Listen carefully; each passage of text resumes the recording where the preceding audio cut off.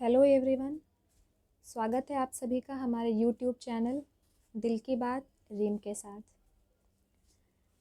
आज सुन रहे हैं आप रागिनी अजय पाठक की लिखी कहानी गोद लिया था हमने उसे। राजेश और रीता की शादी को 6 साल हो गए थे, लेकिन उनकी गोद अभी तक सूनी थी। डॉक्टर ने कहा कि रीता माँ नहीं बन सकती, तो दोनों ने मिलकर फैसला लिया कि वो बच्चा गोद लेंगे। एक दिन राजेश ने रात के खाने पर अपने माँ पापा और दादी से कहा कि पापा, मुझे आप सबको ये बताना था, हम दोनों सोच रहे हैं कि एक बच्चा गोद ले लें, लेकिन उससे पहले आप सबकी सहमति होना भी ज़रूरी है, ताकि बच्चे को सबका प्यार समान रूप से मिल सके। तभी राजेश के पिता और दादी दोनों एक दूसरे को देखने लगे। तो राजेश ने कहा, क्या हुआ पापा, कोई बात है क्या? अगर आपकी सहमति नहीं होगी तो कोई बात नहीं, हम इंतज़ार कर लेंगे। तभी दादी की आंखों में आंसू देख के राजेश ने कहा, दादी, आप क्यों रो रही हैं? बच्चे होना ना होना तो भगवान की मर्जी है। क्या फ़र्क पड़ता है, बच्चा गोद लिया हो या खुद का जन्म दिया हुआ? बच्चा तो बच्चा होता है। सही कहा, बच्चा तो बच्चा होता है, दादी ने कहा। लेकिन ये फ़ैसला लेने से पहले मैं कुछ बताना चाहती हूँ जिससे तुम दोनों अनजान हो। पर माँ, राजेश के पिता ने बोला। नहीं बेटा, आज मत रोक मुझे, बता देने दे, ताकि जो गलती मैंने की वो ये दोनों ना करें। इसलिए ये बात जानना बहुत ज़रूरी है इन दोनों को। बेटा, तुम्हारी बुआ रूपा को मैंने गोद लिया था, जन्म नहीं दिया था। मेरी शादी के 7 साल हो गए थे। तब शादियाँ कम उम्र में ही हो जाती थी। 14 साल की थी मैं जब मेरी शादी कर दी गई और विदाई भी। तुम्हारे दादाजी अकेले पुत्र संतान थे, तो सबकी उम्मीद थी कि मुझे भी एक बेटा हो जाए, जिससे वंश का नाम आगे बढ़े। पर 7 साल तक कोई बच्चा न होने के कारण लोगों ने मुझे बांझ कहना शुरू कर दिया था। एक दिन तुम्हारे दादाजी सफ़ेद गमछे में लिपटी हुई एक नवजात बच्ची को लेके आए, जिसे कोई बगीचे में पैदा होते ही छोड़ गया था। सबके मना करने पर भी उसे पालने का निर्णय किया।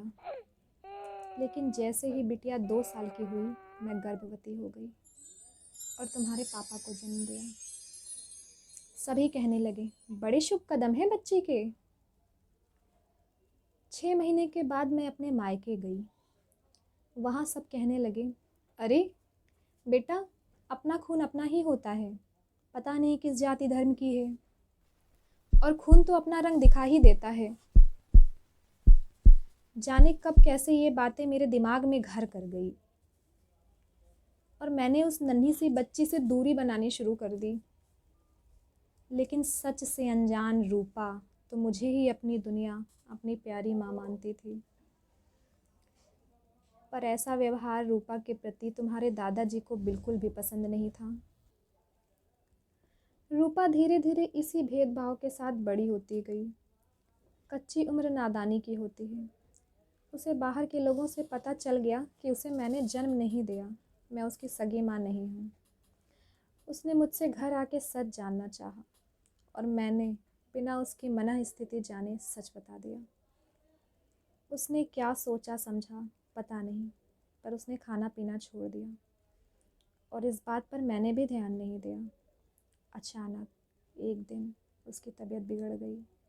जब हम उसे अस्पताल लेके पहुँचे तो पता चला उसे ब्रेन हेमरेज हो गया है और 20 साल की रूपा हमें छोड़ के चली गई।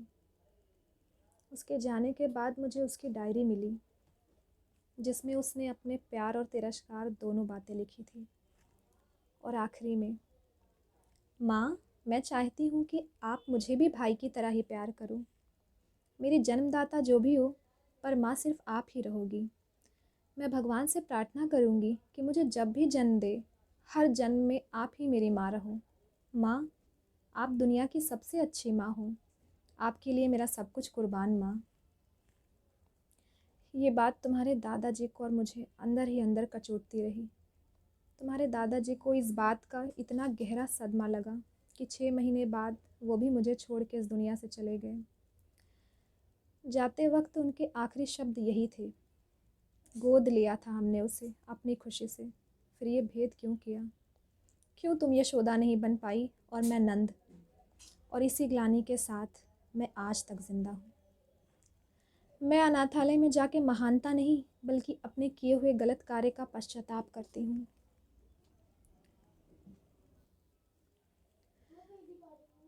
बेटा, किसी को गोद लेने का निर्णय करना जितना आसान है उतना ही मुश्किल काम है उस बच्चे को परवरिश देना और उसका विश्वास जीतना कि वो अपनी कोई भी बात निसंकोच आपसे कह सके।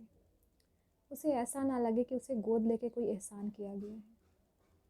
अभी तुम्हारी शादी को सिर्फ 6 साल हुए हैं और रब की कृपा से रीता गर्भवती हो गई, तो क्या तुम दोनों मिलके दोनों बच्चों को समान प्यार दे पाओगे? फैसला बहुत ही सोच विचार के लेना। तब रीता ने कहा, सही कहा आपने दादी, इसीलिए हमने ये बात आपसे बताई। हम आपसे वादा करते हैं कि उस बच्चे को हम वो सब वही देंगे, वही प्यार, वही दुलार और वही अधिकार जो हम खुद के बच्चे को देते हैं।